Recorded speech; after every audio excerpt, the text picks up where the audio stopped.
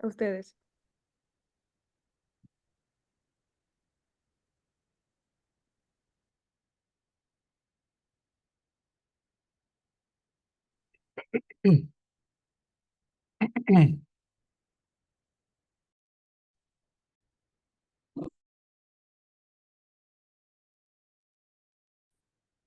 Espérame un segundo. Con vino que se le cobre a los chavos Hola, buenos 200. días a todos. Si pueden cerrar sus micrófonos, por favor, para darle la bienvenida a todas las personas que nos están acompañando. Gracias por acompañarnos a una webinar más de estrategos. Nos da mucho gusto. Además, hoy estamos muy contentos de poder tener con nosotros pues, a uno de los principales expertos, de los economistas más prestigiados del país, que sin duda, bueno, pues es un gusto tenerlo con nosotros y estoy seguro que nos dará muy buenos elementos para poder entender la realidad económica del México actual. Así que agradecerle mucho a Enrique Covarrubias. Gracias, Enrique, por acompañarnos. Y si me permites, voy a leer un poco de una muy breve semblanza para presentarte y ya te damos el uso de la palabra. Enrique Covarrubias estudió matemáticas en Cambridge y tiene maestría en la Sorbona de París y doctorado en Edimburgo, en la Universidad de Edimburgo. En la parte profesional fue profesor en las universidades de Oxford y de Copenhague, así como funcionario del Banco de México. Desde el 2016 es directivo en Actinver, donde ha ocupado diferentes puestos, incluyendo el de economista en jefe y director de análisis, en el que su equipo ha ganado diversos premios por parte de Bloomberg, Reuters y Focus Economics. En 2023, apenas recientemente, fue seleccionado como uno de los economistas más influyentes de México por la revista Forbes. Pues como saben, Enrique no necesitaba presentación, pero creo que esta es una muy breve semblanza que nos da una idea de pues a quién tenemos hoy con nosotros como invitado y de verdad agradecerte mucho tu disposición, Enrique, tu tiempo y tu generosidad. Y pues adelante, por favor. Si alguien tiene preguntas a lo largo de la charla, por favor, váyanlas poniendo por escrito y el mismo Enrique las va a ir abordando a lo largo de esta presentación. Así que sin más, adelante, Enrique, gracias y bienvenido una vez más. No, al contrario, es un honor estar aquí. Qué gusto saludarlos a todos. Y además son épocas muy interesantes para platicar de economía, de política, de mercados. Hay varias maneras de ver esto. Una manera de verlo es, ya se acabó todo, este es el fin del mundo, vámonos, agarremos maletas. O tal vez no, o sea, tal vez esta es una ventana de muchas oportunidades que se van a abrir para los siguientes años. La idea del economista es intentar analizar ambos puntos de vista, ver qué diferentes escenarios podemos construir y van a ver que hay un poco de todo hacia adelante. Entonces, como decía Ricardo, por favor interrúmpanme ahí en el chat. Si les parece, como somos muchos para no ver el micrófono completamente, ahí en el chat escriban algunas preguntas que pueden ir teniendo en el camino y puedo intentar contestarlas sobre la marcha. Entonces, bueno, a ver, esta presentación que está aquí proyectada es el House View de Actinver, donde yo colaboro. Entonces van a ver algunas gráficas, tanto de mercados como de la parte económica. Si les parece, como pienso, la presentación es hablar primero del entorno global, principalmente de Estados Unidos, que si la telenovela política mexicana ha estado divertida, en Estados Unidos incluso más. Entonces hay mucho que platicar de lo que está pasando allá. Y después ya pasarnos a la parte mexicana, pero les insisto, ¿no? Que en el camino interrumpanme las veces que quieran ahí en el chat y vamos avanzando. Y bueno, hablando de telenovelas interesantes, la telenovela de Estados Unidos, qué increíble ha sido este año. Yo pensé que era muy evidente que iba a ganar Trump hace unos 6, 7 meses. La mayoría de las casas encuestadoras, ¿no? De preferencias electorales, el mercado de apuestas, pues mostraban una trayectoria muy favorable a favor de Trump. Esta es una pequeña grafiquita, está actualizada la semana pasada, el día 17, donde se ve la evolución de las preferencias tanto por Trump como por Harris. Y ahí pueden ver que de principios de marzo, de abril, mayo, junio, cada vez estaba abriendo más esta brecha a favor de Trump. Biden estaba hecho un desastre. Biden, si recuerdan, incluso se quedó para fines prácticos dormido en un debate. Pero después pasaron cosas, sí, muy representativas, ¿no? O sea, la primera fue un atentado contra la vida del candidato Trump. Fue algo muy dramático. En julio 21, Biden, en medio de esta crisis, decide salirse de la contienda electoral y rápidamente se volteó el mercado. Hoy en día Harris parece que tiene probabilidades serias de ganar, cerca de unos 3 puntos porcentuales de ventaja. Me parece que en Estados Unidos hay un voto escondido bastante amplio, incluso más aquí en México, e incluso en un escenario en el cual Harris pueda salir victoriosa. Tampoco me queda tan evidente cuál vaya a ser la relación con México, pero ahorita vamos entendiendo algunos de estos conceptos, a ver si están de acuerdo conmigo, y si no están de acuerdo conmigo, con más razón, ahorita platicamos.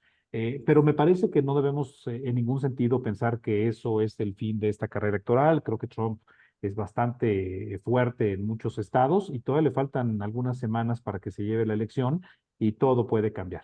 Gran parte de la elección se está concentrando, dependiendo de cómo lo quieran ver, en 2, 4, hasta 7 estados. Algunos de los más importantes en este momento van a ser Pensilvania y Georgia, como dos estados que pueden todavía tener sorpresas, pero en general es el Midwest que va a estar definiendo gran parte de esta contienda electoral. Entonces, ahorita hablamos de esto y de los posibles escenarios para México en un escenario u otro, pero me parece que esta es la parte más importante de Estados Unidos. No solamente es la parte electoral, yo creo que hay otro concepto que es crucial en este momento para entender lo que sucede en el país del norte, y es la evolución de los mercados financieros que están en un momento increíble. Hemos visto rendimientos, como ven aquí en esta gráfica, depende del índice que uno quiera voltear a ver, pero el Dow Jones que tiene 11.8%, el Standard Poor's, que es el índice más agregado, casi 20%, el Nasdaq 100, que son las empresas de tecnología, también casi 20%. Y si ustedes ven la gráfica del lado derecho, gran parte de lo que explica esta dinámica en Estados Unidos, pues es la evolución del sector de tecnología. Hemos visto una implementación de inteligencia artificial que nos ha sorprendido a todos durante los últimos 2 años. Empresas gigantescas como del tipo de Nvidia han multiplicado por 4, casi por 5 pues, sus ventas trimestre a trimestre. Entonces, estamos tanto en un proceso de automatización muy profunda en las empresas americanas como en un entorno político bastante incierto. Y estas dos cosas ahorita las voy a ligar un poquito más cuando hablemos del Tratado de Libre Comercio, porque creo que esta es una historia que va a ser muy representativa para nosotros. Creo que hay un tercer factor en Estados Unidos, que es cómo está la economía de ese país. Y si bien es cierto que como cualquier otra economía tiene ciclos y son épocas buenas y después viene acompañada también de épocas malas, hoy la economía está en un momento bastante sólido en Estados Unidos. Y creo que las primeras dos gráficas, sobre todo que ven aquí en esta lámina, representan muy bien lo que está sucediendo en la economía del norte. Pueden ver sobre todo la gráfica del lado izquierdo, que es una gráfica de la evolución del desempleo en Estados Unidos. Es un desempleo que sí es cierto que en el margen ha empeorado, pero 4.4% está cerca de los niveles más bajos de desempleo en la historia de Estados Unidos.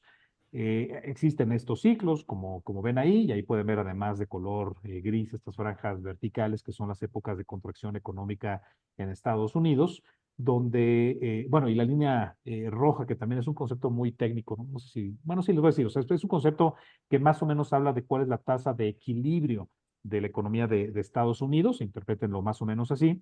Cuando está abajo el desempleo de esa línea, significa que es una economía más fuerte de lo que debería estar con la capacidad que tiene la economía para crecer. Si está arriba, quiere decir que está más débil.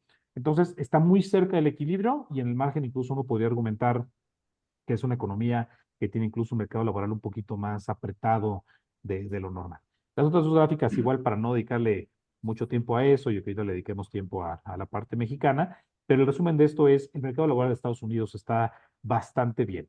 Y la combinación de una economía fuerte, con un desempleo bajo, con empleo bien remunerado, y además con empresas que están muy contentas con los descubrimientos de inteligencia artificial, no solamente que se han hecho, sino que se están implementando, pues la economía ha estado en un momento pues sólido, y que uno podría pensar tal vez que la economía apuntaría a una repetición del Partido Demócrata, que el incumbente debería estar ganando.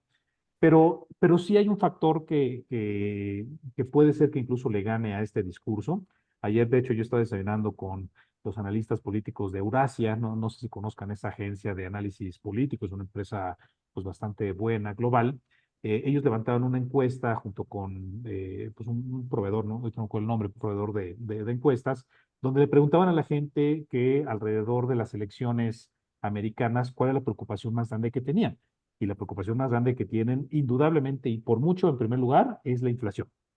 Que la inflación es un concepto económico raro, porque solamente habla del cambio de precios en un año, pero pues para no hacerles el cuento largo del peor momento de la pandemia a la fecha, todo está dependiendo del rubro que uno voltea a ver, pero 20, 25, 30% más caro. Es una inflación que en el peor momento en Estados Unidos la llegamos a ver arribita del 9%. Es cierto que se quedó atrás el peor momento inflacionario en Estados Unidos. Ha estado incrementándose de una manera menos agresiva los precios, pero sí incrementándose cerca de 3% al año. Todo está carísimo, todo el mundo le está costando mucho trabajo poder tener una vida razonable en cuanto al gasto de combustible, el gasto de alimentos, de educación, o sea, los conceptos más básicos de una economía. Y acompañando a este entorno inflacionario complicado en Estados Unidos, pues hemos visto también algo que tenemos muchas décadas de no ver, que son las tasas de referencia en Estados Unidos sumamente elevadas. Obviamente no estamos ni cerca de ser, ni cerca del momento más complicado de tasas en Estados Unidos, pero para la época reciente, o sea, para los últimos 15, 20 años, sí es de sorprender que la tasa haya llegado al 5,5%. Entonces, pensando un poco hacia adelante, o sea, ¿qué podría suceder en Estados Unidos en los siguientes meses, los siguientes trimestres? Pues yo creo que hay que destacar tal vez tres conceptos cruciales, ¿no? Para definir lo que vamos a estar viendo en los siguientes 2 años. Lo primero es que la política monetaria de Estados Unidos sí está ya teniendo un efecto de desaceleración económica. Eso es indudable. Y todo sugiere que en los próximos años vamos a estar viendo a una economía que va a crecer un poco más lento. No creo que debamos pensar que viene una crisis económica en Estados Unidos, una recesión, una contracción incluso, pero sí vamos a estar viendo crecimiento más bajo. Estamos muy acostumbrados a ver épocas de crecimiento extraordinario y eso no está siendo el caso. También es cierto que el desempleo en Estados Unidos sugiere las proyecciones de los diferentes analistas y de la Reserva Federal misma, que el desempleo se va a estabilizar en niveles cercanos al 4,5%. Es un desempleo que, en mi opinión, es un desempleo normal en Estados Unidos y que en este momento no debe ser una fuente de preocupación. La inflación también todo sugiere que se va a estar mitigando en Estados Unidos en los siguientes años. Los mismos pronósticos de la Reserva Federal apuntan a que la inflación podría llegar cerca del 2%, la inflación que ellos monitorean. Pero donde no tenemos, en mi opinión, mucha claridad del camino futuro para la economía de Estados Unidos es qué va a pasar con las tasas. Porque me parece que el cambio demográfico que vivimos, aunado a la innovación tan grande que hemos tenido de inteligencia artificial y en general de los procesos de innovación, pues nos hacen pensar que tal vez la tasa que veamos en el equilibrio en el mediano o largo plazo no vaya a ser más tan baja como lo vimos antes de la pandemia. Y en vez de pensar en tasas que se estabilicen en promedio en 1%, tal vez estemos pensando en tasas más pegadas al 3%, con lo que eso implica de costo de deuda para las empresas, para el gobierno mismo, los diferentes atractivos de ahorro que tenemos. Entonces, déjenme en este contexto global nada más mostrarles una última gráfica que también puede hablar un poco de la incertidumbre que estamos viviendo hacia adelante de la economía y los mercados de Estados Unidos y con eso pasar a la carnita de la plática que es el componente mexicano. Hay una encuesta que levanta Bloomberg cada mes, donde le pregunta a los estrategas de los principales grupos financieros globales dónde piensan que va a cerrar el Standard Poor's, por ejemplo, este año. Les recuerdo que ya está a punto de acabar septiembre, entonces ya nos faltan 3 meses para que acabe el año, entonces un pronóstico de la bolsa a 3 meses. Más o menos está la bolsa americana en este momento por ahí de 5,700 puntos para que tengan una idea de por dónde está la bolsa ahorita. Entonces levantan esta encuesta, le preguntan a todas las casas de bolsa que están ahí graficadas que qué piensan, y si de por sí no nos creen los analistas, cuando alguien ve este tipo de gráficas, pues peor tantito. Dice JP Morgan, por ejemplo, que el Standard Poor's va a cerrar este año por ahí de 4,200, es decir, una caída, ¿cuánto es eso? De 20% o algo así de la bolsa americana. Y del otro lado están grupos igual de grandes, igual de serios, igual de prestigiosos como JP Morgan, como Evercore, que piensa que todavía podemos estar viendo un crecimiento pues, superior al 5% en los siguientes 3 meses para la bolsa americana. Y en medio de todo, La realidad es que es un momento inusual para la economía global.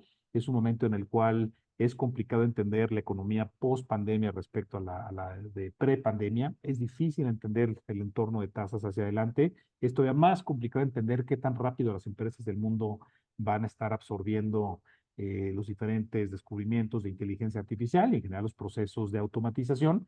Y este tipo de gráficas yo creo que confirman esta idea de que es un camino incierto, ¿no? Para los siguientes meses en este sentido. Y por eso la parte política en Estados Unidos, a diferencia de otras elecciones, me parece que es difícil, ¿no? Comprender lo que podríamos estar viviendo hacia adelante. Entonces, bueno, déjenme con esta parte cerrar la parte mexicana y comenzar a moverme hacia la parte, al revés, la parte americana y comenzar a moverme hacia la parte mexicana, porque claramente eso es lo que todos tenemos ahorita en la cabeza, pero creo que el contexto global vale la pena dedicarle un segundito. Y por cierto, les recuerdo que ahí está el chat, entonces si tienen algún comentario en vivo, por favor ahí escríbanlo y en vivo vamos contestando algunas preguntas. Pero bueno, yo creo que para comenzar a hablar de México, el tipo de cambio es un buen termómetro de lo que está sucediendo en este país. Les quiero recordar que 2018, 2019, pues estábamos en un proceso de un cambio de gobierno en México, un proceso de renegociaciones y de guerras comerciales entre Estados Unidos y México, pero también entre Estados Unidos y el mundo. El peso mexicano estaba ahí estabilizado por ahí de los 19 y cacho, digamos entre 19 y 20 pesos por dólar, ahí estaba el tipo de cambio en todo momento. Llegó la pandemia, nos pusimos todos extraordinariamente nerviosos, no sabíamos qué hacer, no sabíamos hacia dónde iba a ir el mundo, qué tan rápido iban a venir los apoyos de los principales bancos centrales del mundo, de las principales secretarías del mundo. El tipo de cambio se fue arribita de los 25 pesos por dólares. Y a partir de ese momento llegó una recuperación bastante rápida de los mercados financieros globales. El peso se estabilizó, como ven ahí en la gráfica, en niveles de entre 20 y 21 pesos por dólar. Y a mediados del 2022 vino un cambio estructural crucial para la economía mexicana. Un cambio que tiene varias aristas. Una arista es el nivel de tasas que existe en nuestro país. Otra arista es el cambio de las remesas. Pero finalmente una tercera pata de este cambio estructural era la expectativa en ese momento, pero ahorita hablamos de si va a cumplir o no, una expectativa del nearshoring que podía llegar a haber sido bastante atractivo.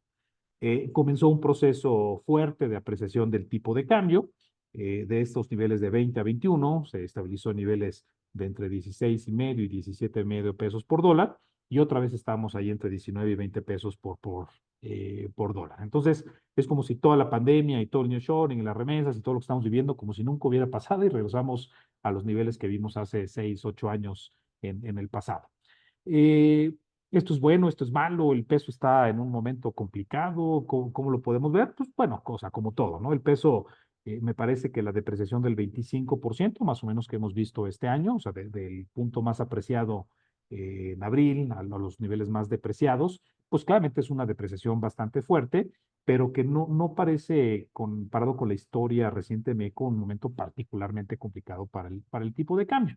Y además yo creo que algo que es relevante destacar es que si uno ve un ejemplo de la gráfica del lado izquierdo, que es los rendimientos que hemos visto en lo que va del año, claramente el peso mexicano es una de las monedas más depreciadas, pero también es cierto que es la moneda emergente más líquida del mundo, entonces es normal que se vea un efecto aumentado en el peso mexicano comparado con otras divisas, pero esta es una historia no solamente de México, es una historia que tiene que ver con muchas economías emergentes, ahí están Brasil, Colombia, Chile, ¿no? O sea, todos ellos con una depreciación contra el dólar.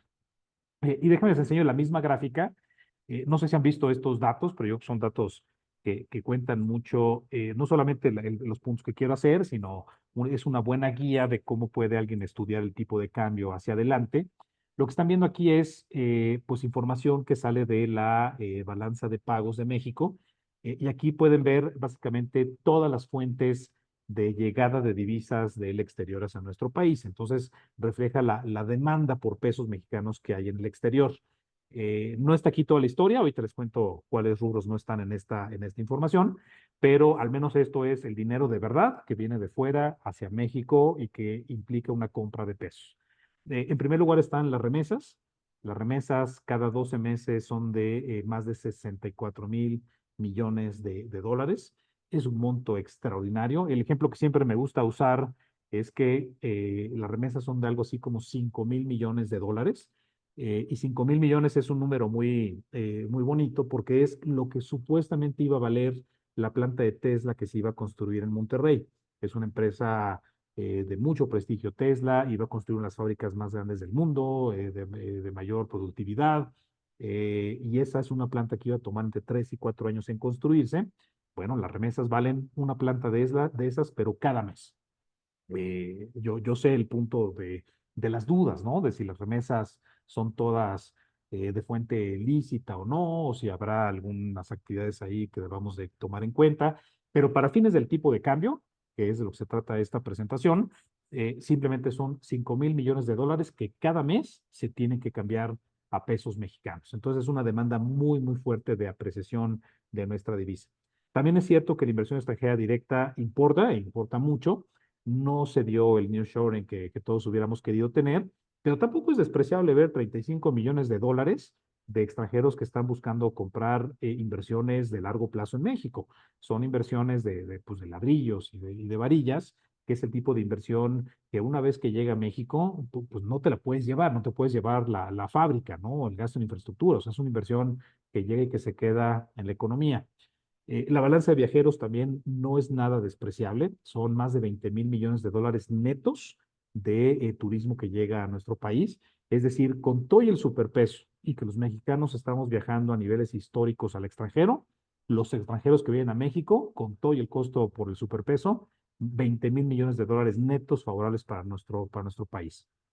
La balanza no petrolera, que es la balanza que tiene que ver con todo menos la exportación de crudo, básicamente, y la importación de gasolina del otro lado, también ha sido superavitaria. Y bueno, la única parte que es deficitaria en México es la balanza petrolera. Como saben, estamos exportando cada vez menos petróleo y más chafa y por lo tanto más barato, pero también estamos importando pues mucha gasolina. Somos uno de los países que más gasolina importa en el mundo. Entonces, en el neto, pues es una balanza petrolera que es deficitaria. Pero todo eso en su conjunto hablan de una demanda muy fuerte por peso. Ahora, lo que no está aquí graficado en estos componentes es que se habla mucho de cómo le hacen los extranjeros para aprovechar el entorno de tasas elevadas en nuestro país. Y creo que hay una falacia ahí medio mal comprendida de los mercados mexicanos, porque la única manera, o sea, no es la única manera de aprovechar las tasas trayendo el dinero a México, comprando los bonos o los CETES, y cuando se acaba la inversión regresarlos a otro país. Hay otra manera más eficiente de aprovechar las tasas mexicanas que es a través del mercado de swaps. Los swaps simplemente son unos derivados en el cual se compromete el inversionista a pagar una tasa y recibir la otra tasa. Por ejemplo, un inversionista puede endeudarse a la tasa japonesa para recibir yenes, cambiarlos a pesos, recibir la tasa de los pesos mexicanos, que está arriba del 10%, y después de que llegue el momento del vencimiento de esta inversión, mientras el peso no se haya depreciado lo suficiente, o sea, que se haya mantenido estable, incluso un poquito apreciado, pues alcanza esa inversión para pagar, para convertirlo a yenes y luego pagar la deuda a esa tasa de yenes, que como saben está en niveles muy pegaditos al 0%. Entonces, no tienes que traer el dinero a México para aprovechar el entorno de tasas. Eso es lo que se llama carry trade de una manera un poquito más técnica. Entonces, en su conjunto, el peso mexicano está muy apreciado, o ha estado muy apreciado.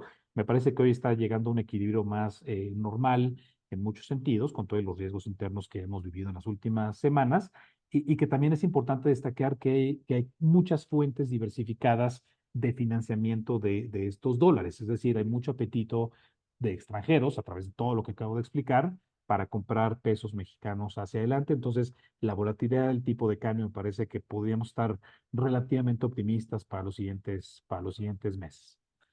Eh, Ahora, déjenme hablar ahora sí, o sea, para profundizar un poquito de cómo está el entorno global asociado a México, y ahorita pasamos a las reformas estructurales, que es el tema importante, y sobre todo en el contexto de la elección de Estados Unidos, de inteligencia artificial, de riesgos geopolíticos, y creo que esta lámina que les estoy enseñando es la lámina más importante de esta llamada. Si no se acuerdan de nada de lo que les dije, por favor, nada más acuérdense de esta, tómenle foto y llévensela de tarea estos números porque son bien importantes para comprender lo que yo creo que va a suceder en México en los siguientes años. La gráfica del lado izquierdo es la gráfica que todo el mundo ha visto en la portada de todos los periódicos de México y del mundo, y es desde el punto de vista de Estados Unidos, quiénes son sus principales socios comerciales.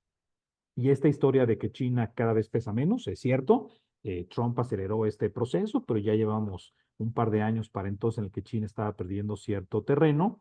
En teoría, el gran ganón ha sido México y ha sido, bueno, Canadá también, pero México incluso más. Hoy en día México es el principal socio comercial de Estados Unidos, representa casi el 16% del comercio internacional de Estados Unidos hacia afuera. Pero la foto vista desde México es una foto muy distinta. Las exportaciones mexicanas están creciendo y están creciendo principalmente hacia Estados Unidos. Como ven ahí en la gráfica, cada 12 meses exportamos 600 mil millones de dólares, de los cuales en números redondos 500 mil van a Estados Unidos. Y de hecho, las exportaciones a otras partes del mundo en realidad están bastante planas, no han crecido de una manera importante en las últimas décadas. Casi todo el crecimiento de exportaciones que hemos hecho han sido hacia Estados Unidos. De eso trataba el Tratado de Libre Comercio, de eso trataba la relación bilateral que queremos tener con los americanos, todo muy bien. Pero la gráfica del lado derecho, si no la han visto, yo creo que se van a ir de espaldas cuando vean este mensaje, porque las importaciones mexicanas también están creciendo, pero vean cómo las importaciones han crecido principalmente proveniente de países asiáticos, y dentro de ese rubro, principalmente han sido importaciones provenientes de China.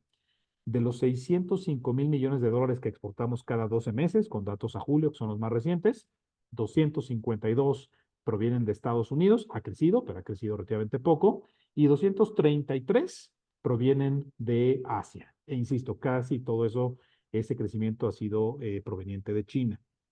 Si uno intenta simplemente ponerle una tendencia a este crecimiento, no es un ejercicio estadístico sofisticado, no tiene nada de teoría económica, o sea, nada más le proyectas la tendencia que ha habido en el crecimiento de las importaciones provenientes de Estados Unidos y las provenientes de China. Estamos más o menos a 6 meses de que el principal país importado, bueno, de fuente de importaciones mexicanas sea China por arriba de Estados Unidos. Y este es un cambio muy fuerte. Es un cambio que los americanos, en mi opinión, están distraídos en este momento o se han dado cuenta, nada más no han querido como abrir una caja de Pandora en este momento, pero la realidad es que es un tratado de libre comercio que se firmó hace unos años con un objetivo que era el de integración de cadenas de producción entre México y Estados Unidos, y la realidad no ha sido eso. Ha sido ¿cómo se dice? Una desviación que han hecho la producción china, que en vez de mandarse directamente a Estados Unidos, está llegando a México y desde México se está mandando a Estados Unidos. Una gráfica que no traigo aquí en la lámina, pero no la traigo a propósito, es la gráfica de las principales economías que invierten en México. Son datos que publica la Secretaría de Economía. Ustedes pueden ver que hasta arriba siempre va a estar Estados Unidos como la economía que más invierte en nuestro país, pero en el top 10 de países no está China. O sea, los datos oficiales sugieren que China no está invirtiendo en México, pero la experiencia que tenemos, pues yo creo que todos los estamos conectados, ¿no? Tanto anécdotas formales como informales, es que hay mucha más inversión china de lo que estos datos sugieren. Seguramente es capital chino, pero que viene indirectamente de otras economías, posiblemente incluso inversión proveniente de Estados Unidos, y que esto está cambiando mucho la dinámica. Vamos a estar viendo un Trump candidato, posiblemente presidente, que claramente este tema es algo que le va a importar muchísimo. Pero si es Kamala Harris, también yo creo que va a ser un tema que le va a importar mucho. Y de hecho, de los dos candidatos, el único que yo he detectado que está hablando ya de manera más directa acerca de el componente no regional, sino el componente nacional en Estados Unidos de producción en el sector automotriz, ha sido precisamente Harris. Trump está hablando mucho más de riesgos políticos, de China, de México, de migración, o sea, de otro tipo de temas. Pero este rol que China está teniendo en México no es un tema de largo plazo, no es solamente una hipótesis, genuinamente es algo que ya está pasando en la economía de nuestro país. Veo por ahí una pregunta que hace Eugenio, que dice, ¿las importaciones que reflejan en la tercera lámina son definitivas o son temporales con la idea de exportar a Estados Unidos? Pues yo creo que son o sea, importaciones chinas. Pues creo que ahí se ve en la gráfica, ¿no? O sea, son exportaciones que van principalmente a Estados Unidos las que estamos mandando. y las importaciones que estamos recibiendo, pues son una parte de Estados Unidos que hablan de productos finales, pero también de productos intermedios, ¿no? Automóviles y cosas así, pero que es una buena fuente de importaciones chinas que parece que van a Estados Unidos. Es muy difícil, o sea, no sé si la pregunta va por ahí, pero es muy difícil detectar así el componente chino, la cajita, o sea, darle seguimiento a esa cajita que está etiquetada como una importación china y verla siendo exportada a Estados Unidos como para hacer la conexión tan directa. Pero indirectamente, pues, o sea, creo que hay evidencia fuerte que sugiere que hay un comercio chino que está realmente llegando a México con la intención de haber sido exportado a Estados Unidos libre de aranceles. Eh, Hay una pregunta por ahí también de Mario, ¿no? Que dice que algunas exportaciones de México a Estados Unidos, ¿qué tanto pesan las chinas? Sí, o sea, es muchísimo de este componente. No son todas, también hay pues una fuente también atractiva de importaciones que provienen de Japón, de Corea, ¿no? O sea, hay automóviles de estos países, pero una buena parte es de China. Y ojo, también, los datos de comercio internacional muchas veces están, no sé cuál es la palabra correcta, o sea, como enmascarados, pero no enmascarados por un tema malo, sino un tema de guardar la confidencialidad de las empresas. Entonces, si es fácil detectar algo de comercio o algo de inversión que se identificara, o sea, imagínense, por ejemplo, inversiones alemanas en Puebla, en el sector automotriz, pues sería muy fácil de ahí deducir que son inversiones de Volkswagen, ¿no? Entonces, cuando es muy fácil deducir la empresa que lo está haciendo, puede ser que no te desagreguen tanta la información. Entonces, pero sí, o sea, mucho de esto es proveniente de China. Eh, Hay una pregunta por ahí que están viendo también de Fabián, ¿no? Que dice que si cabe la posibilidad de que las importaciones chinas en México sean ilegales, aunque suene a un argumento de novela. Bueno, a ver, estas importaciones que están aquí son importaciones pues legales, ¿no? En muchos sentidos. O sea, son importaciones que se registran, ¿no? En la aduana, conocemos. No estoy seguro si la pregunta es si habrá un poco más de importaciones de las que vemos ahí, y si sí, pues hasta con más razón el argumento, ¿no? Pero ya hay un enfoque muy directo de la economía china que está llegando aquí. Entonces, imagínense el encabezado, ¿no? O sea, cuando salgan los datos no sé, en diciembre y que se publiquen en marzo, abril del próximo año, que el encabezado sea el socio comercial más importante de Estados Unidos es México, pero el socio comercial más importante de México es China. Trump o Harris o quien sea, creo que va a estar creando mucho ruido alrededor de esto. Eh, Ahora, déjenme, antes de comenzar, veo otras puntos ahí escritas, pero déjenme nada más hacer un punto alrededor de esto. Ahora, ¿esto es malo o esto es bueno? ¿No? Esta es una situación que pone al comercio internacional de México en peligro o es una gran oportunidad. Pues como todo lo que sucede en este tipo de temas, puede ser una oportunidad de oro. O sea, imagínense un jalón de orejas el próximo año en el que gane la elección de Estados Unidos. Le dice a la economía mexicana, lo que están haciendo no se vale. Sí necesitamos componentes, sí necesitamos productos, necesitamos muchas cosas que me están llegando directamente a través de China. Si ustedes lo hacen mexicanos, no hay ningún problema, pero necesito que se pongan las pilas para poder producir y sustituir, ahora sí que sustituir importaciones, ¿no? Para hacer producción local. Imagínense la oportunidad que podría generarse. Como muchas otras cosas en estas épocas, es una oportunidad que puede estar desperdiciada, pues claramente, ¿no? O sea, sí podríamos simplemente ver esto y que se cierren fronteras y que no haya nada, pero bien manejado esto, creo que puede ser una gran oportunidad de que México se reinvente, que la importación otra vez pueda lograrse, ¿no? Sustituir por producción mexicana, obligarnos a gastar más en infraestructura, en mano de obra, en electricidad, en agua, en inteligencia artificial y creo que puede venir algo bueno. Simplemente estoy poniendo sobre la mesa que es un tema que creo que no estamos discutiendo y que va a estar cambiando hacia adelante mucha de la dinámica que vamos a tener con Estados Unidos. Hay un comentario ahí también de Iván, ¿no? Que dice que los anuncios de Trump que le han advertido a empresas mexicanas que si se venían a México y exportaban a Estados Unidos cubrirían 200%, y creo que, bueno, o sea, ese tipo de ruido que ya estamos acostumbrados con Trump, que lo vivimos hace 8 años y que vaya que nos causó dolores de cabeza a todos en México, ese tipo de anuncios que vamos a seguir viendo. No creo que le ponga 200% de arancel, pero a lo mejor le pone 10%, ¿no? Y mientras más estemos hablando de aranceles y de la posibilidad de que esto interrumpa el comercio internacional, ocasiona varios cambios. Uno de ellos es genera inflación, los aranceles implican precios más altos, entonces seguramente vamos a estar pensando todos en los siguientes años en otra vez que vengan presiones de inflación por culpa de políticas arancelarias de Estados Unidos. Creo que también si es algo que o sea, si llegara a ganar Harris la elección, no creo que eso es algo que vayamos a evitar. Creo que el tema comercial va a ser muy importante para ella y para los demócratas también, y que sí, pues, sí es una realidad.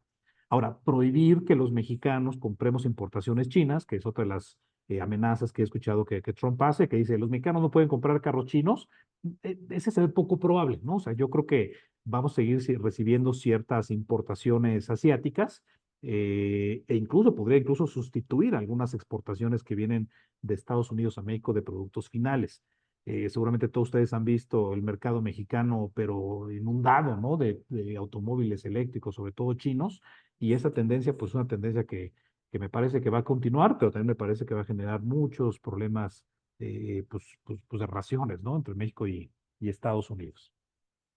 Déjenme mostrarles algunas otras gráficas de lo que creo que podría estar definiendo la relación bilateral entre Estados Unidos y México. Estos son datos que publica Estados Unidos, por cierto, son datos del US Cross Border, donde ustedes pueden ver ahí mes a mes desde 1996, es decir, tantito después de que se firmó el Tratado de Libre Comercio, cuántos transportes de cargas, es decir, cuántos trailers cruzan las garitas, las fronteras que hay entre México y Estados Unidos.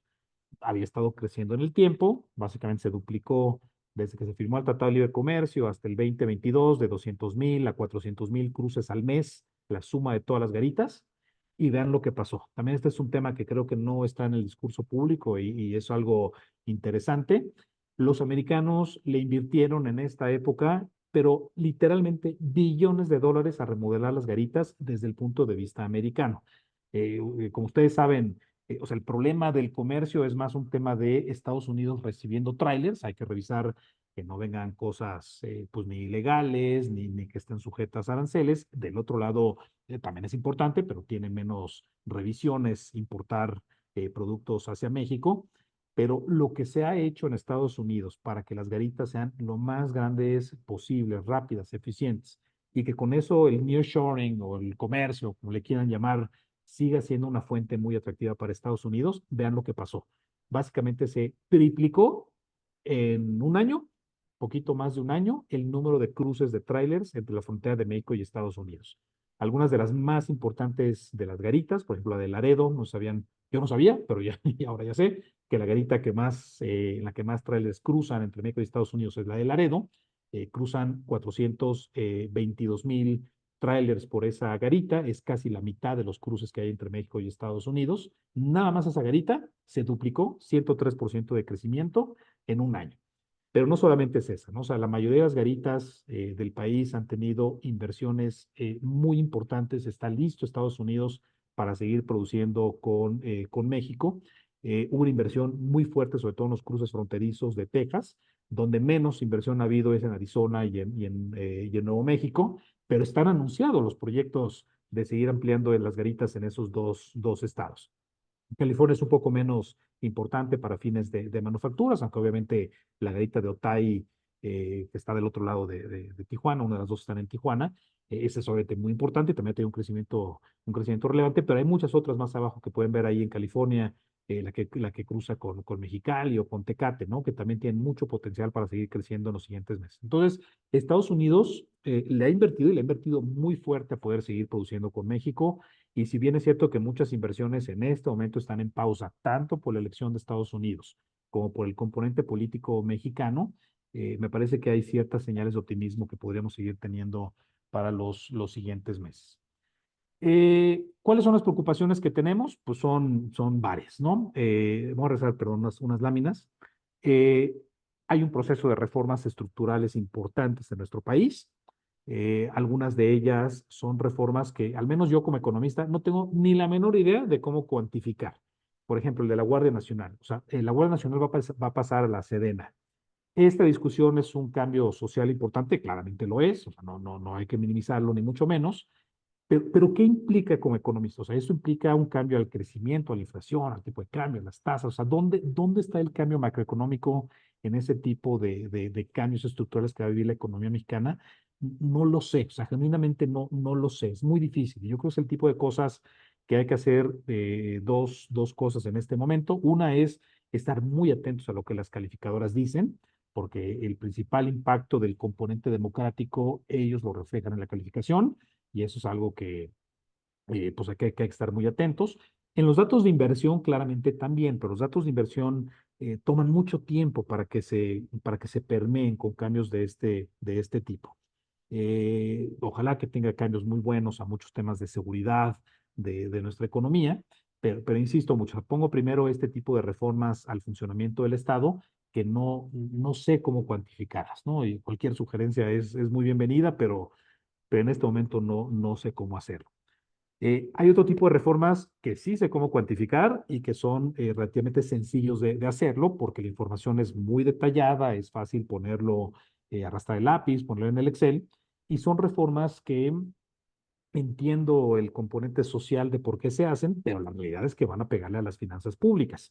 Aquí pueden ver, para no entrar en mucho detalle, algunas de hecho ya se aprobaron y ya se implementaron, como la creación del Fondo de Pensiones para el Bienestar, pero en general son reformas que buscan desde un punto de vista constitucional, pues garantizar ciertos apoyos sociales a diferentes tipos de personas en la sociedad. ¿No? Bueno, pero bueno, ese es un tema que ahorita voy a comentarles pues algunas ideas de por dónde podría pegar las finanzas públicas eso. Y finalmente algunas reformas que son reformas que también entiendo por qué se hacen y tienen algún componente social ahí. Por ejemplo, queremos cuidar el medio ambiente, sí lo queremos hacer, queremos tener más cuidado con las concesiones de agua, queremos tal vez limitar el maíz transgénico, limitar el fracking. O sea, entiendo por qué se hacen ese tipo de cosas y tienen un fin pues muy loable en muchos sentidos, pero claramente también son cosas que se tocan que van a impactar la relación bilateral con Estados Unidos. Algunas de ellas muy directamente van a estar pegándole a las reglas que definen el Tratado de Libre Comercio con México y Estados Unidos y que creo que van a estar haciendo ruido tan pronto como inicios del próximo año. Temas de electricidad, temas de transporte, sobre todo transporte a través de ferrocarriles, el agua indirectamente pues, como uso para las mineras, ¿no? Pero bueno, son temas que están ahí impactando. ¿Cómo podemos evaluar este tipo de anuncios? Pues primero hay que voltar a ver cómo están las finanzas públicas de México. Eh, la deuda como porcentaje del Producto Interno Bruto está cerca de un 50%, ha estado subiendo de una manera importante. El año en curso, pues vamos a tener un déficit que además es un déficit fuerte, ¿no? 5 o 6% seguramente cerraremos de déficit este año. El próximo año ya estamos a unos días o semanas, ¿no? De que se anuncie el paquete económico del próximo año. Eh, Todo sugiere que vamos a estar amaneciendo el 2025 con una expectativa de déficit con el 3,5%, entonces un poco más de deuda que se estará acumulando. Por sí sola la deuda como porcentaje del PIB a mí no me preocupa. Es más, los países más seguros del mundo tienen mucha deuda como porcentaje del PIB. O sea, piensen en Japón o en Estados Unidos, porque lo importante no es cuánta deuda, sino cuánto te cuesta esa deuda. Puede haber países con mucha deuda, pero deuda barata. También puede haber países con muy poca deuda, pero deuda muy cara. O algo como nosotros, que somos un país con una deuda, pues, digamos, normal o promedio en muchos sentidos, comparado con países emergentes, pero que sí tenemos un problema serio, y es que el costo de esa deuda ha estado creciendo de una manera muy importante. Y si ven la gráfica del lado derecho es de los ingresos del gobierno federal, qué porcentaje de esos ingresos se le destina al servicio de la deuda. Esta idea tiene un nombre más técnico, pero es costo financiero como porcentaje de los ingresos, que ustedes ven que en el 2012, 2013, pues era por ahí del 8, 9%, pero año tras año, tras año, tras año, ha ido incrementándose este costo financiero. Hacienda estimaba inicialmente que íbamos a cerrar este año por ahí del 17% de los ingresos destinados a la deuda. En la revisión que hicieron en marzo, lo bajan a nada más, entre comillas, 16,5%, y Hacienda también anuncia que el próximo año va a estar por ahí del 16% también.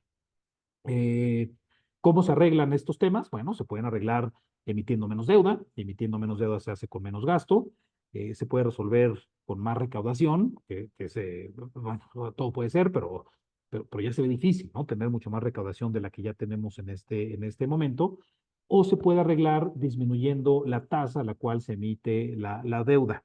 Y aquí creo que podemos comenzar en un tema que no sé si se acuerdan de las clases de macro de la carrera, pero ahí siempre hay un recuadro ahí de la historia económica del mundo que tiene el título ¿cómo se llama? Ahí se me fue la palabra, dominancia fiscal, ya me acordé, dominancia fiscal. ¿Qué significa dominancia fiscal? Significa una situación en la cual un banco central comienza a tomar decisiones de política monetaria no basados en lo que debe hacer un banco central, sino dominado por la deuda, por el componente fiscal de un país.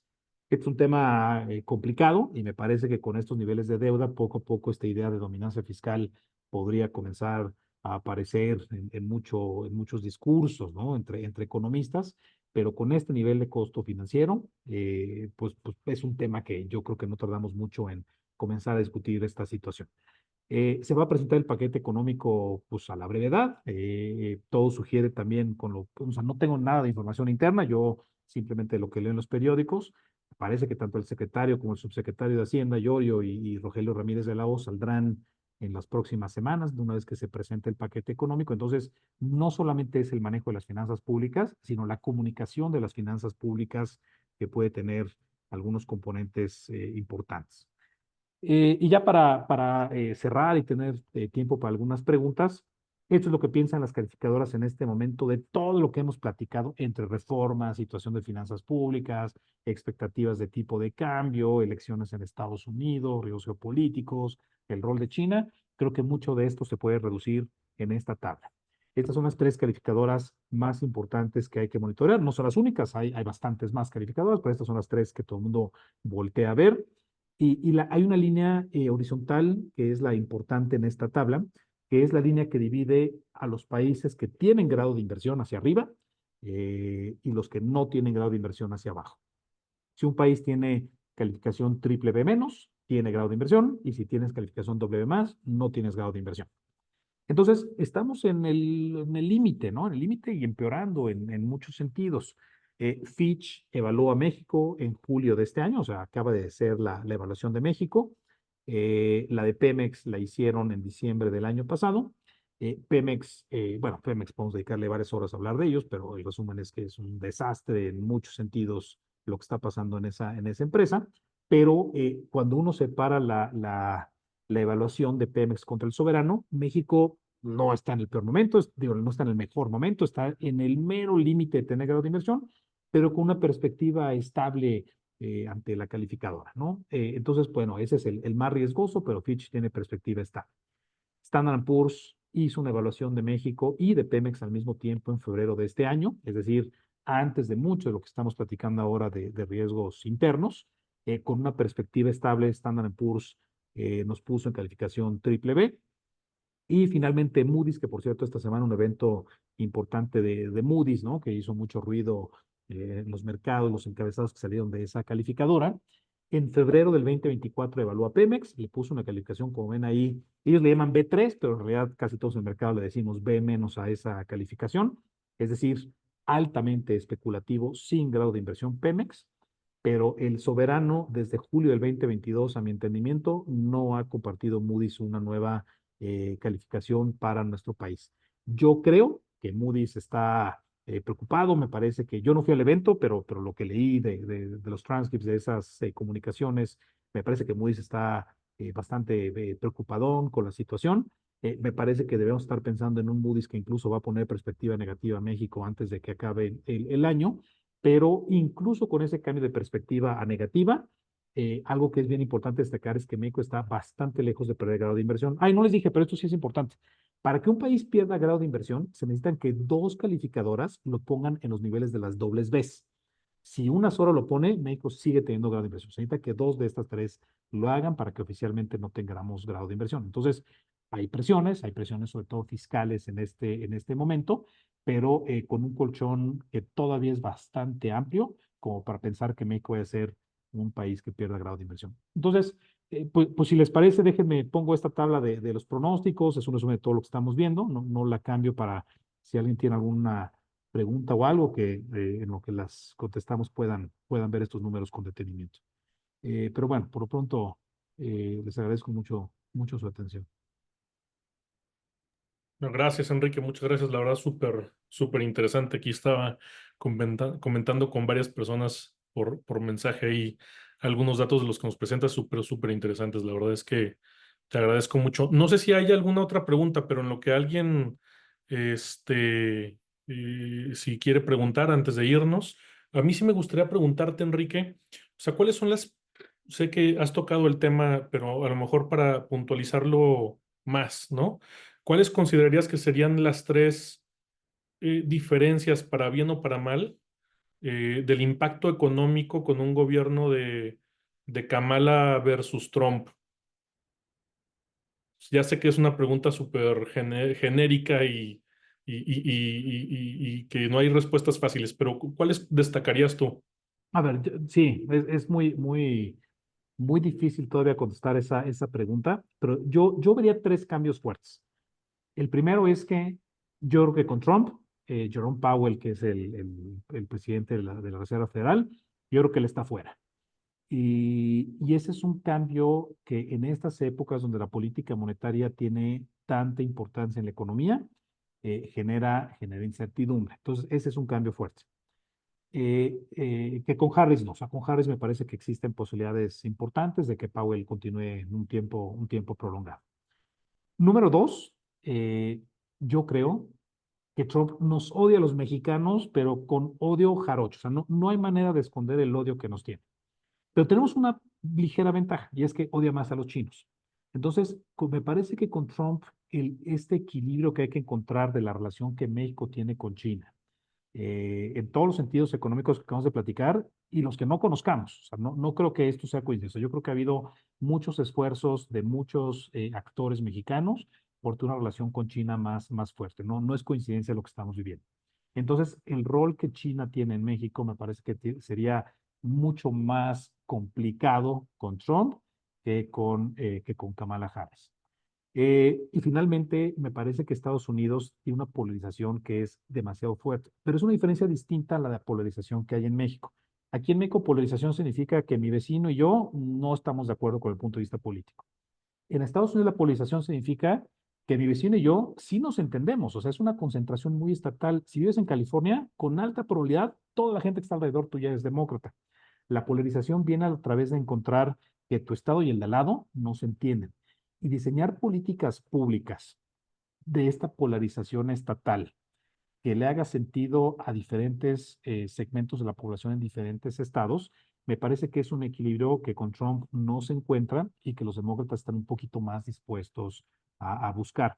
Entonces, no me sorprendería que esta polarización llevara a ciertas métricas de mayor polarización misma en la campaña de Trump, alguna de ellas que pueden impactar directamente a México. No se está hablando en Estados Unidos de migración, sí, claramente se está hablando de migración, pero de temas bilaterales, como por ejemplo el rol del fentanilo, el rol de las remesas, o sea, ese tipo de presiones no se están dando en este momento y me parece que con Trump es un poco más probable.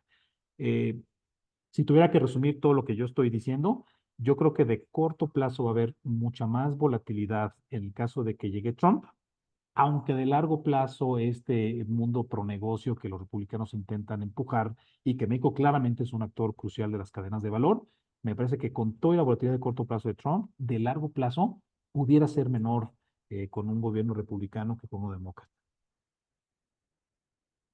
Excelente, te lo agradezco mucho. Por acá, Cristian Pacheco tenía también un comentario o duda. Adelante, Cristian. Hola Ricardo, hola Enrique, muchas gracias por tu ponencia muy buena. Oye, mi duda, bueno, hace rato mencionabas qué tanto podía impactar el tipo de reformas en la economía mexicana, ¿no? Y yo me quedé mucho con la duda en lo que pasó con la reforma judicial, porque muchos encabezados mencionaban pues que iba a haber una catástrofe económica, que los mercados iban a perder la confianza en el país, que esto ya estaba nada de ser una dictadura y demás. Creo que nadie está de acuerdo con el tema de reforma judicial, pero al final, pues no pasó mucho, ¿no? Entonces, yo recuerdo que se mencionaba hasta con alarma que el tipo de cambio podía aumentar mucho, y decía, ¿no? Cuando estaba, creo que en 20 decía, y lo que se viene. Y al final, pues no superó los 20, ¿no? Entonces, yo quisiera saber tú a qué explicas toda esta, pues no sé si paranoia justificada o no, de tener un Congreso mayoritario, qué tanto realmente puede afectar, ¿no? Tú mencionabas, pues depende de muchos otros aspectos, ¿no? No solamente la reforma judicial en este caso, pero quisiera saber tú qué opinión tienes de esta paranoia que de repente se menciona en los medios. Eh, sí, no sé si puedo articular una respuesta porque yo también estoy muy confundido, ¿no? Lo que está pasando en los mercados. Pero si yo tuviera que como que resumirlo, ¿no? Y esto es muy tangencial a lo que estamos platicando. Normalmente en los países del mundo, en cualquier continente y en cualquier momento del tiempo, hay una relación muy estrecha entre todo lo que se llama Estado de Derecho y todo lo que se llama entorno macroeconómico. Y normalmente el deterioro de uno acompaña el deterioro del otro. Usualmente van de la mano. México es un país muy inusual y hemos tenido mucha suerte en varios momentos en épocas recientes que nos han hecho que el entorno macroeconómico esté sumamente sólido, a pesar de que año tras año el entorno de Estado de Derecho se está deteriorando. No es algo ni del sexenio que viene, ni del sexenio que va a terminar, ni del sexenio anterior, o sea, es algo que lleva muchas décadas acumulándose en nuestro país y que esta separación de Estado de Derecho con entorno macroeconómico en algún momento nos va a cobrar la factura. Hoy, ¿por qué el peso mexicano está fuerte? Déjame regresar una grafiquita que mostré. Pues creo que por esto, o sea, está muy fuerte el peso mexicano porque este tipo de reformas, ni para bien ni para mal, modifican de una manera directa la demanda de pesos mexicanos. O sea, la remesa, reforma judicial o no, o sea, no cambian mucho.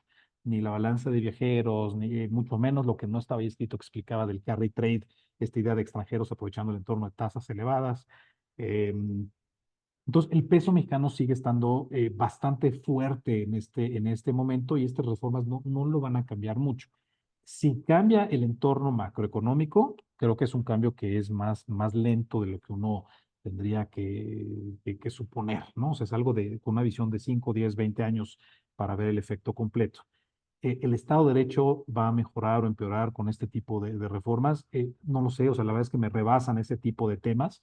Ojalá que sí, porque hemos intentado como sociedad muchos cambios y no parecen estar funcionando.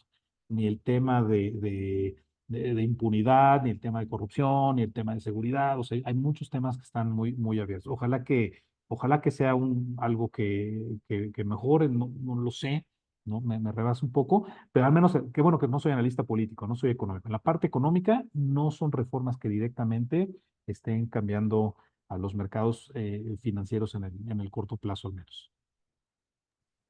Gracias, Enrique. Había por acá en el chat también una pregunta de Marilú Esponda. ¿Podrías contarnos más sobre tu perspectiva acerca de las implicaciones económicas de la reforma judicial? Pues eso, es que es un poco lo mismo, ¿no? Que estoy comentando. O sea, es muy difícil. O sea, por ejemplo, el tema del amparo, ¿no? O el Consejo de la Judicatura, o sea, cosas de ese tipo. O sea, cambia radicalmente alguna variable de inflación, de crecimiento, de política monetaria. Me parece que directamente no. O sea, realmente no sé cómo cuantificar este tipo de medidas. Son medidas que van a cambiar como la perspectiva de inversión, pues puede ser, ¿no? Y mientras algunos inversionistas estén paranoicos, probablemente la inversión disminuya, ¿no? Con este tipo de medidas. Esta semana vieron ahí a Satya Nadella, ¿no? Desfilando en México, o sea, buscando dónde invertir montones de cosas. Entonces, sí me parece que una vez que acabe tanto este proceso de reformas como la elección en Estados Unidos, me parece que vamos como a verlo con una lente distinta. Hoy por hoy, los pronósticos de crecimiento en general se están revisando hacia la baja, sobre todo por el componente de inversión. Pero esa inversión, tanto inversión pública que se va a estar cayendo, ya no sabe el mismo nivel de gasto entre Maya y Dos Bocas y esas cosas que vimos en el sexenio pasado, eso ya no. La inversión extranjera directa me parece que tiene que ver más con la parte americana que con la parte mexicana. Y cualquier manera, creo que es importante recordar que casi toda la inversión realmente en nuestro país es la inversión privada doméstica, ¿no? O sea, la inversión que hace las personas y los empresarios mexicanos, ni el gobierno ni los internacionales pesa tanto la inversión como la inversión privada local. Entonces, esa es la que hay que estar monitoreando. Sí va a revisarse bajo la inversión, que yo creo que todos los economistas lo vamos a estar haciendo para los siguientes trimestres, pero de largo plazo, pues me parece que es muy pronto para tener una conclusión así muy, como muy sólida.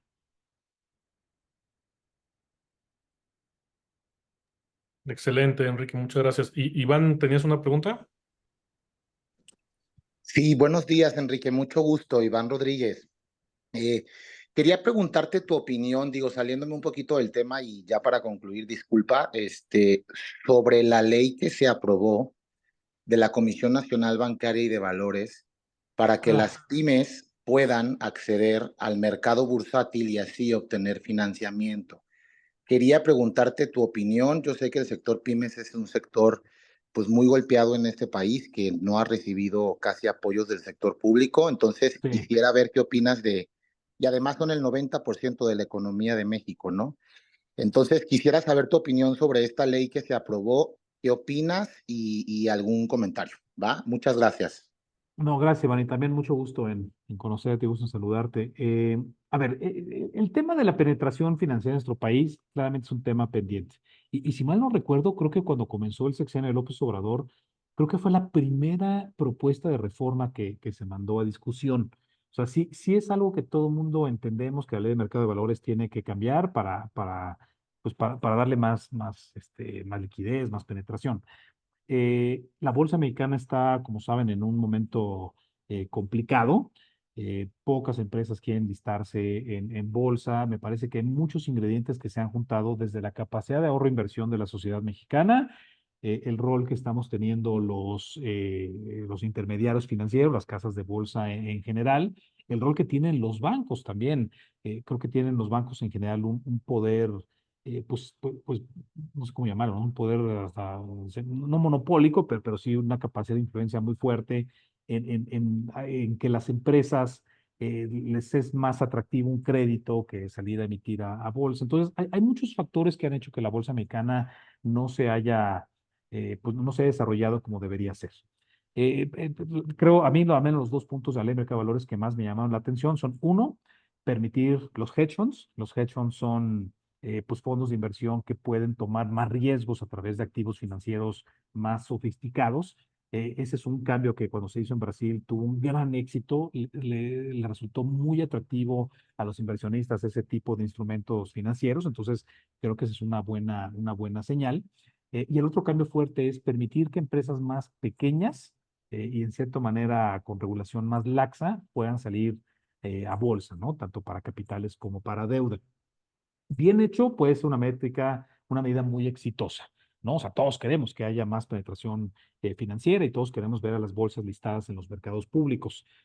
Pero mal hecho también tiene ciertos riesgos, ¿no? Porque si de por sí es difícil colocar una bolsa, o sea, para eso hay bancas de inversión tan grandes, sofisticadas en México, porque es complicado, ¿no? Llevar una empresa sólida, de mucha reputación al mercado, y muchas de las grandes no lo quieren estar. Me parece que también si permitimos que demasiado pequeñas, ¿no? O sea, que empresas demasiado pequeñas lleguen al mercado, pues también pues va a requerir de un monitoreo distinto, ¿no? Para evitar algún problema. Entonces, me parece que es un paso en la dirección correcta, indudablemente. Me parece que también es un paso de muchos otros que hay que hacer hacia adelante.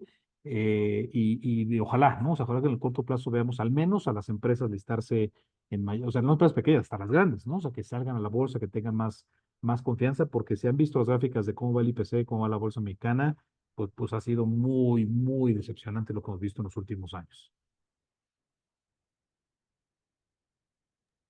Gracias, Enrique, muchas gracias. Pues creo que, si no me equivoco, son todas las preguntas que tenemos. No sé si tú quieras redondear en alguna conclusión, Enrique, para cerrar nuestra conferencia.